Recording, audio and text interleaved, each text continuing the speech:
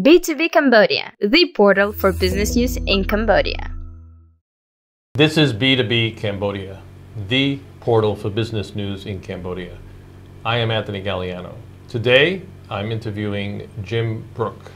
Jim has a long career and history in journalism, and that career also encompasses Cambodia for a period of time, as other parts of the world as well, and most recently in Kiev, Ukraine, where it's become a very interesting topic of discussion. So first, let me introduce Jim. Hi, Anthony. How are you? Jim, can you just tell us a little bit about your history in journalism, how it started and how it got you through Cambodia and then eventually to the Ukraine? I hate to say it, but I've been a journalist for almost 50 years. I was a reporter for the New York Times for 24, and then I was in Moscow for 8 years, first as the Bloomberg bureau chief and then Voice of America.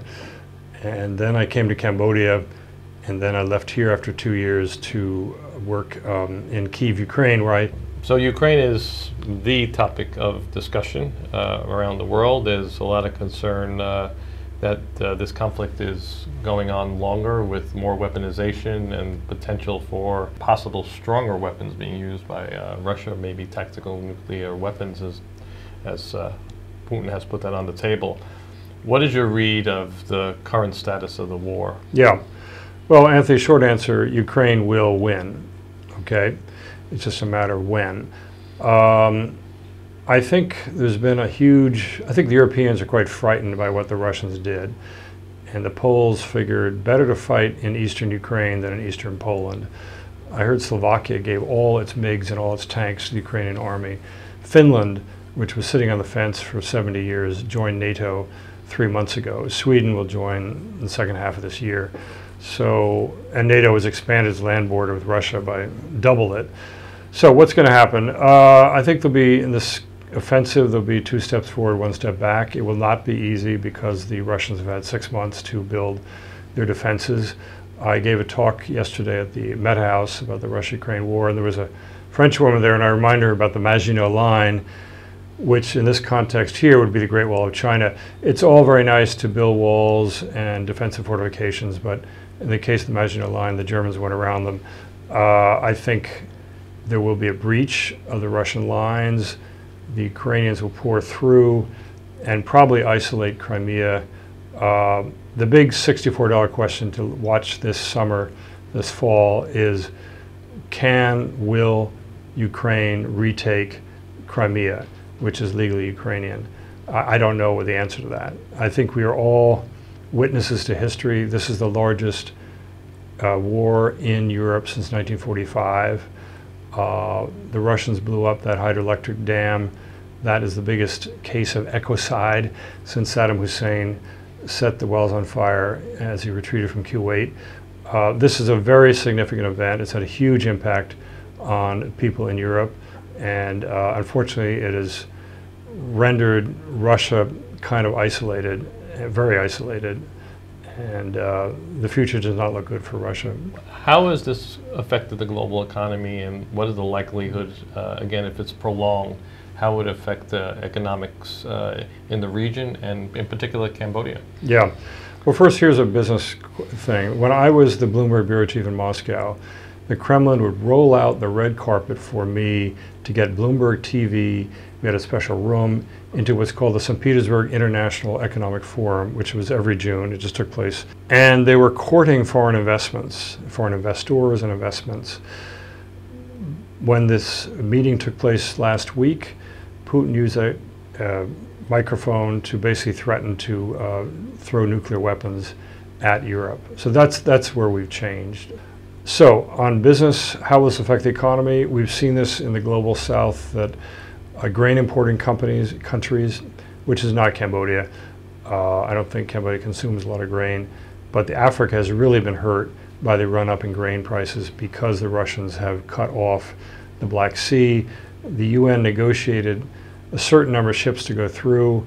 The war is affecting the corn and wheat crop that will be coming out of off the plains, the steppes of Ukraine this summer.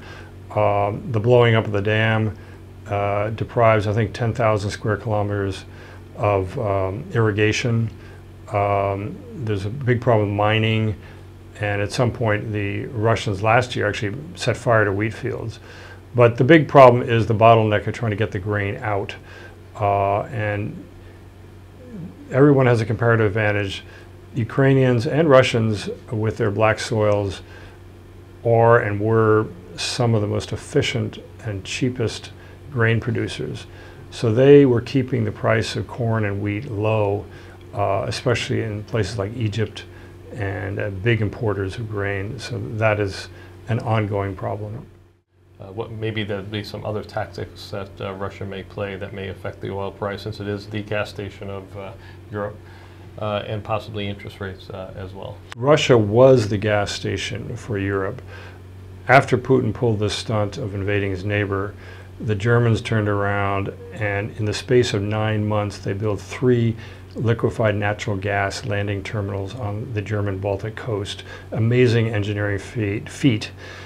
To build 3 LNG landing terminals in the space of 9 months is extraordinary feat. And now, in 1 year, Germany has largely kicked its addiction to Russian pipeline gas.